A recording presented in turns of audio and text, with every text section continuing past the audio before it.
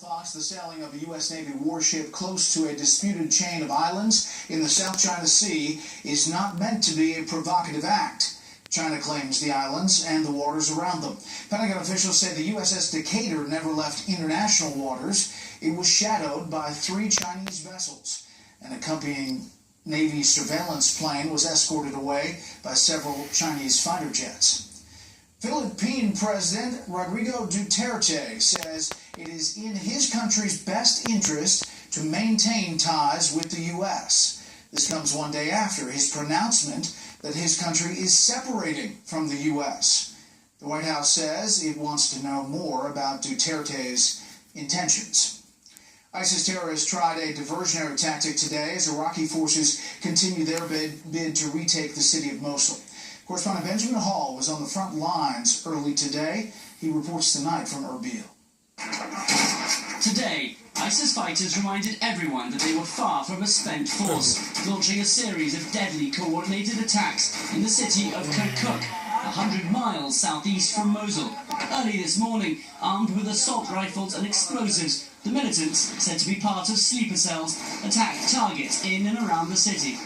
The attacks focused on government buildings and also a power station, killing at least a dozen, injuring scores more. The White House responded to the attack. We stand ready to offer assistance or equipment or expertise or advice to the Iraqi government as they respond to this latest breach of their homeland security. Back around Mosul, there was a sense of victory on the roads as fighters returned from battle. But a couple of miles ahead, at the front lines, the story was very different, and it became clear that victory was still far off.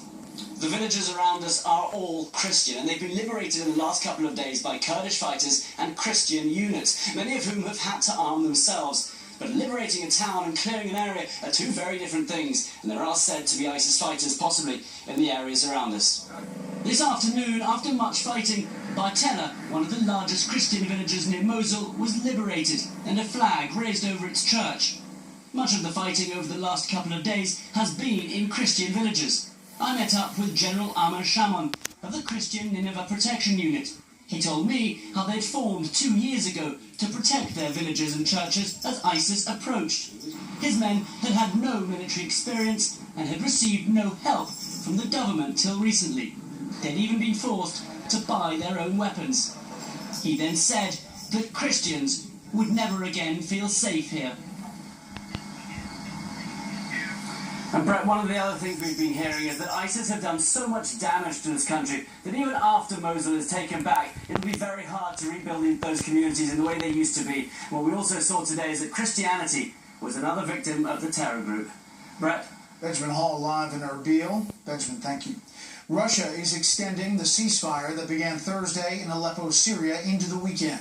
This follows major problems in getting civilians and the wounded out of that city and allowing medical supplies in. A UN official says opposition fighters are blocking the evacuations because Syria and Russia are holding up deliveries of supplies. Back here in the U.S., Amtrak is barring Samsung Galaxy Note 7 smartphones now. Samsung has recalled the devices to be turning his political focus from the Clinton campaign to other races down ballot. Correspondent Kevin Cork is at the White House tonight to tell us how. Don't move! Vote! Even as President Obama implored the Democratic nominee's supporters to stay focused on her, the White House was increasingly focusing its campaign energy down ballot. And Patrick Murphy, when he's your United States Senator, he's going to be doing his work. In fact, unlike his opponent, he actually shows up to work. So confident of a Clinton victory in November, the White House's core message has seemingly changed from "I'm with her" to "I'm against them," as in GOP candidates running for Congress. Sorry, Barack Obama. Mr. Obama's cut TV ads for at least 5 Senate candidates and several House candidates, as well as some radio commercials. White House officials acknowledge the shifting plan, but they caution reading too much into it. The president is not just guarding against, but warning against complacency. And I recognize how that could be confused for trying to run up the score, but the president understands the stakes of this election. High stakes and down-ballot drama. from the president's recent trip to Florida to the First Lady's stop in Arizona and the vice president's visit to Nevada. It's a cross-country strategy to boost Democratic odds of recapturing Congress while protecting the Obama legacy. Still, there are risks. While the Clinton campaign has made a concerted effort to target disaffected GOP voters, the president's fervor on the stump could backfire on that effort.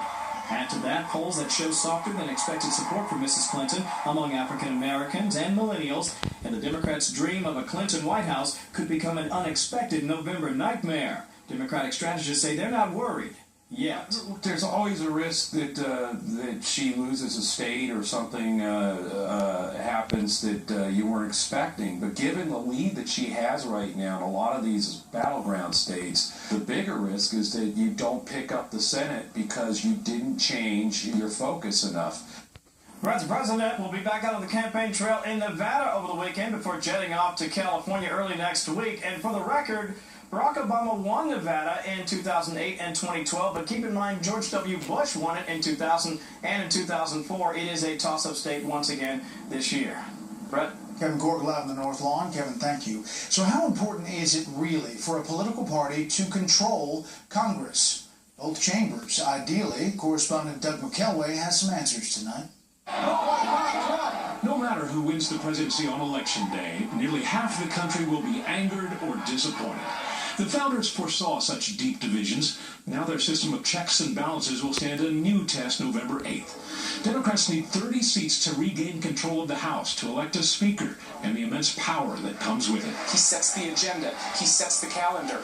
He effectively determines what comes up for a vote and what is killed in committee. And the ability to set that agenda does not just affect the House calendar or the bills that are filed in Congress, but it has a real impact on the national conversation around policy. Years of redistricting have left most House Republicans in largely rural, safe seats, so Democratic control of the House remains a long shot.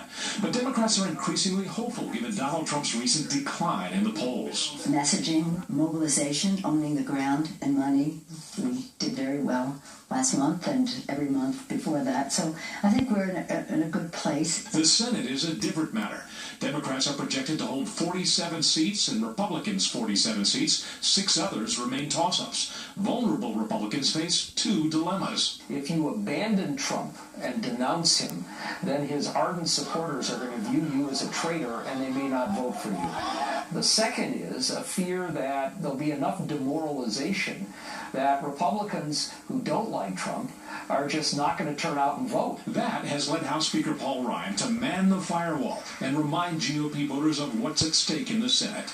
If we lose a Senate, do you know who becomes the